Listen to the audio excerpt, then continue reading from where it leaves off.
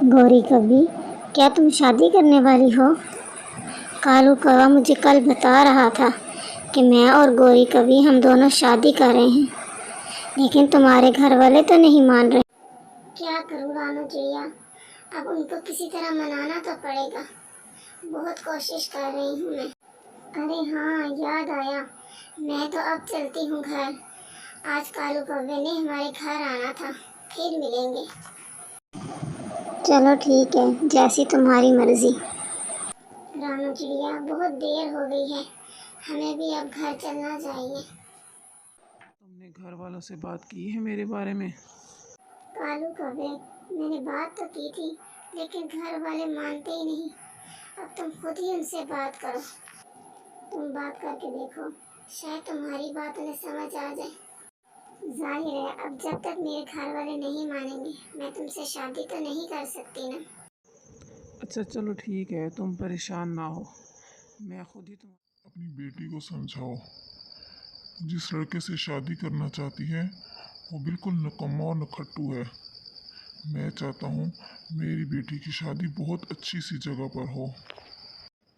काशी चिड़े को ही देख लो, सारा दिन मेहनत करते हैं, बेशक पढ़ा हुआ नहीं है, लेकिन फिर भी अपना घर कितने अच्छे तरीके से चला रहा है। मैं तो कहता हूँ कि गौरी से बात कर लो, उसी से उसकी शादी की बात कर लेते हैं। मुझे यकीन है वो हमारी गौरी का बहुत ख्याल रखेगा और बहुत खुश भी रखेगा उसे। तुम एक दफ़ा गौरी से बात कर लो, फिर बताना मुझे। चलिए ठीक है, शाम को जब गौरी घर आएगी तो मैं उससे बात करूंगी। अल्लाह करे कि मान जाए। अब वो बड़ी हो गई है, जबरदस्ती भी तो नहीं कर सकते। तुम ठीक तरह समझाना उसे, वो समझ जाएगी। आखिर को तुम माँ हो उसकी। मैं गौरी को बहुत खुश रखूँगा, आप जो कहेंगे मैं वही करूँगा। चलो ठीक है, एक हफ्ते का टाइम है तुम्हारे पास, उसमें कोई भी काम करके मुझे बताओ।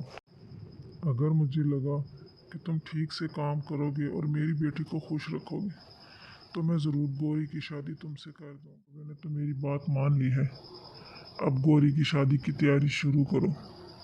हम जल्द ही गौरी की शादी कर देंगे। ये तो अच्छा हुआ, मैं गौरी को बताती हूँ, वो ये सुनकर बहुत खुश होगी।